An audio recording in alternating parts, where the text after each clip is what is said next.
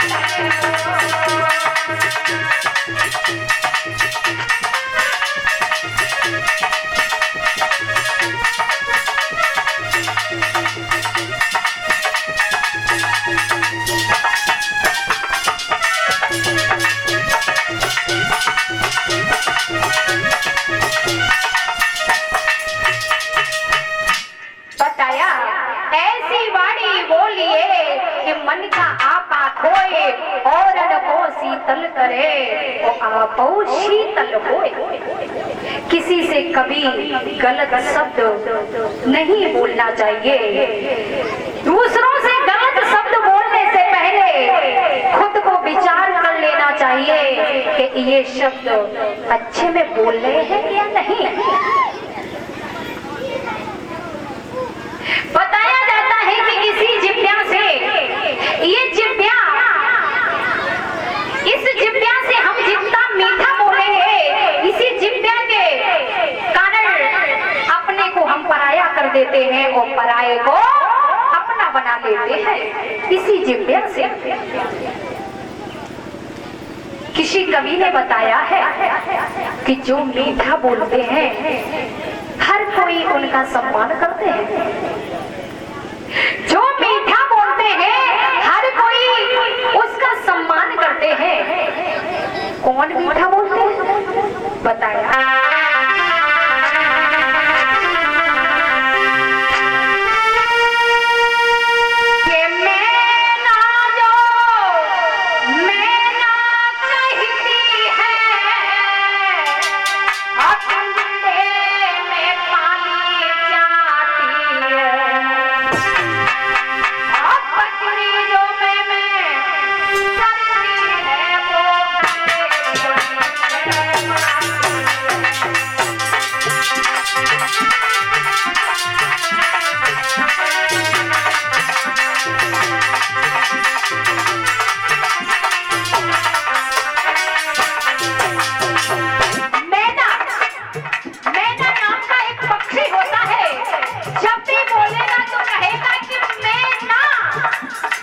यानी मैं कुछ नहीं हूँ। और बकरी को चाहे तुम डंडा मार के बोले हो, चाहे प्यार से बोले हो, कैसे भी बुलाना, जब भी बोले यानी मैं कुछ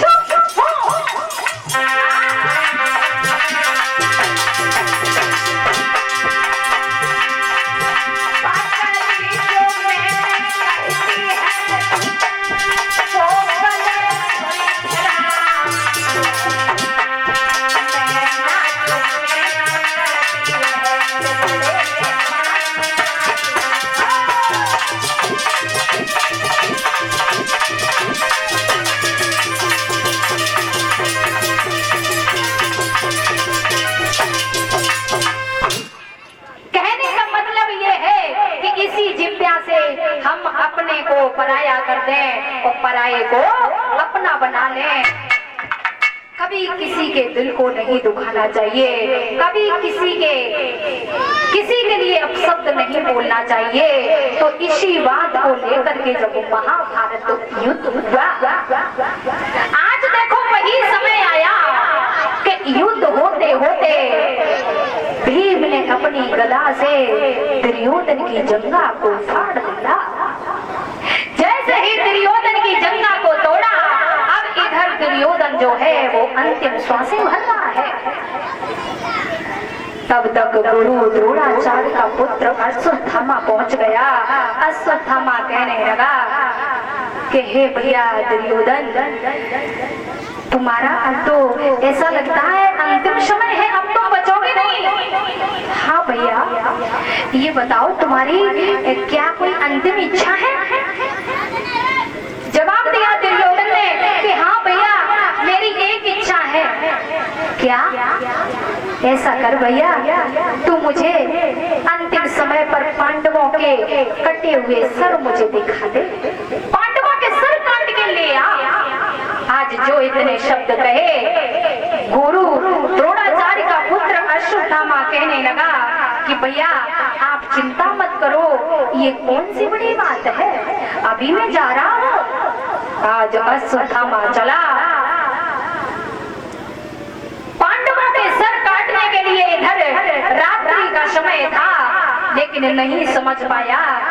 भगवान ने इसकी चालों को समझ लिया था। भगवान ने क्या किया था कि जहाँ पर पांडव लेटे थे वहाँ पर बच्चों को लिटाया, और जहाँ पर बच्चे लेटे थे वहाँ पर पांडवों को लिटाया। रात्रि का समय होने के कारण अश्वत्थामा नहीं समझा, उसने द्रौपदी के वो पांचों बालकों के सर काटे और सर काट करके लेकर के दुर्योधन के पास में पहुंचा। लो भैया, मैं पांडवों के सर काट के ले आया। जवाब दिया है दुर्योधन ने, हे अश्वत्थामा, तूने तो इस तरीके की बात कर दी कि जैसे कोई पांडव गाजर और मूली हो। अरे मुझे ला इन सर को, ला मैं देखूं कि देखेंगे पांडवों के सर हैं। एकदम से दुर्योधन ने वो सरों को हाथ में लिया और जो जरा सी ताकत लगाई तो वो सर तुरंत फूट गए। और जो सर फूटे, आज अपने सर को पकड़ करके दुर्योधन बैठ गया। कहने लगा, हे दुष्ट अश्वत्थामा, तूने तो मेरे वंश को ही उजाड़ दिया, तूने मेरे वंश को उजाड़ दिया। मैंने ये कहा कह दिया था कि तू द्रौपदी के पांचों बालकों के सर काट करके ले आ। आज इधर इसी सोच में दुर्योधन का अंत हो गया। जब दुर्योधन का अंत हो गया और उधर द्रौपदी, सुबेरा होते ही होते द्रौपदी का एक नियम था कि वो अपना पति के दर्शन करने के लिए जाया करती थी देरों में। जैसे ही द्रौपदी ने सुबेरे होते ही होते पतियों का दर्शन करने के लिए आगे की शीट लगाई, लेकिन क्या देखा है कि डेरों में खून बह रहा है। आज चीख चीख करके द्रौपदी रोने लगी, चीख चीख करके रोने लगी द्रौपदी।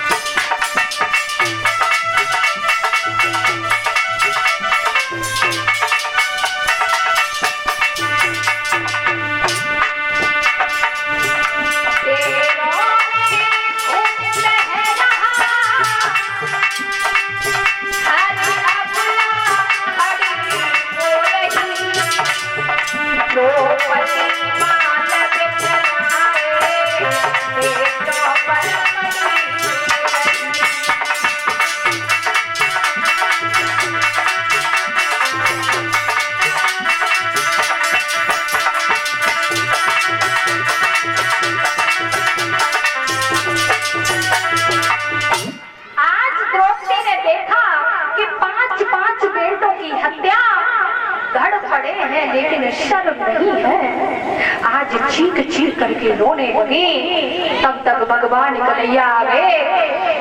भगवान कन्हैया को देख करके द्रौपदी कहने लगी, हे मेरे श्याम, तुम्हारे नाटक रचने में और कोई कसर बाकी हो तो वो भी पूरी कर लेना श्याम, वो भी पूरी कर लेना, आप कसर मत रखना। भगवान कन्हैया कहने लगे, हे द्रौपदी, खैर को मनाओ, जो हाल तुम्हारे पुत्रों का हुआ है, अगर यही हाल तुम्हारे पतियों का होता तो क्या होता। मैंने तुम्हारे सुहाग की रक्षा की है।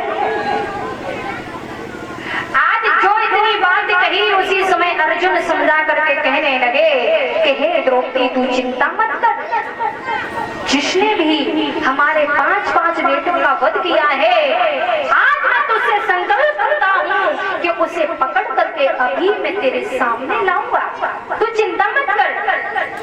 आज अर्जुन और भगवान चले हैं, लेकिन जैसे ही आगे बढ़े तो उधर क्या देखा कि अश्वत्थामा आ रहा है। अश्वत्थामा से आकर के भेंट हो गई। अब तो अश्वत्थामा से युद्ध होने लगा। जब युद्ध हुआ, अश्वत्थामा की कोई पेश नहीं गई। आज अर्जुन ने पकड़ करके अश्वत्थामा को अपने रथ के पीछे बांध लिया और लेकर के द्रौपदी के सामने पेश किया है और द्रौपदी से कहा कि हे द्रौपदी, देख इस नीच को, इसी ने हमारे 5-5 बालकों का वध किया है, बता इसकी क्या दशा बनाए, इसके साथ कैसा व्यवहार करें। भीम को क्रोध आया और भीम ने अपनी गदा उठाई और भीम जवाब देने लगे, कहने लगे, हे नीच, हे नालायक, उठा अब वो अपनी तलवार, जिस तलवार से तूने मेरे 5-5 बालकों का वध किया है। हे नीच,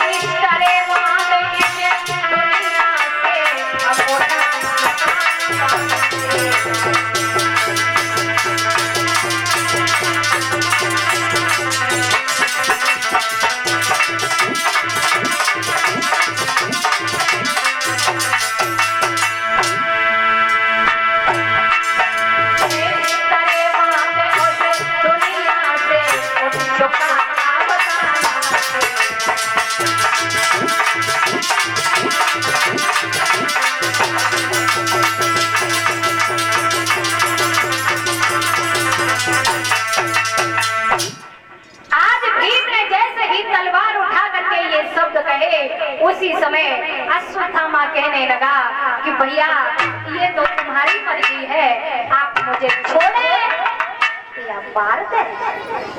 द्रौपदी से जब ये बात कही कि हे द्रौपदी, अब तू बता इसके साथ कैसा व्यवहार किया जाए। द्रौपदी ने जवाब दिया है, हे श्याम, हे कन्हैया, अब मेरी तो राय ये है कि इसे छोड़ दिया जाए, छोड़ दिया जाए। हे द्रौपदी, 5-5 तुम्हारे बेटों का हत्यारा ये खड़ा है और इसके लिए तुमने बोल दिया कि इसे छोड़ दिया जाए। धन्य है तुम, धन्य है। आज भगवान कन्हैया कहते हैं, हे द्रौपदी,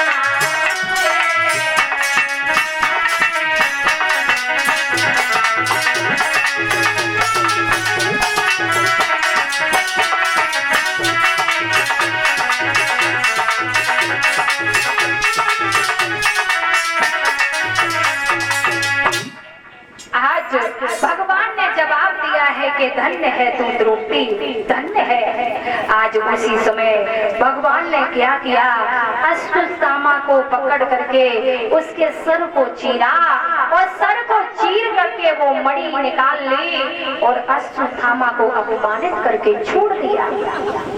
जब अश्वत्थामा को इधर छोड़ा, उसी समय अश्वत्थामा को भी क्रोध आया, वो जहरीले बाणों को छोड़ने लगा।